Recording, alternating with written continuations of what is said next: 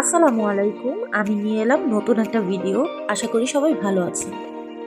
আজকে আমি কোথায় গিয়েছি নিশ্চয়ই বুঝতে পারছেন। বরিশাল বিভাগীয় বইমেলা। বইয়ের সাথে একরকম যোগাযোগ নেই বললেই চলে, তবুও উৎসুক জনতা, মেলা হচ্ছে বই মেলা, দেখতে চলে এলাম। একসময় গল্পের বইয়ের প্রতি খুব একটা ঝোঁক থাকলেও এখন তা সবই পালিয়ে গেছে। এখন ভর করেছে শুধুই আলসেমি আর আলসেমি। হাজার আলসেমির মধ্যেও ঘোরাঘুরির রোগটা কিন্তু আমার যায়নি। কাছাকাছি হোক কিংবা দূরে, বাসা থেকে বাইরে বের হতে পারলেই হলো, সেটাই আমার কাছে ঘোরাঘুরি।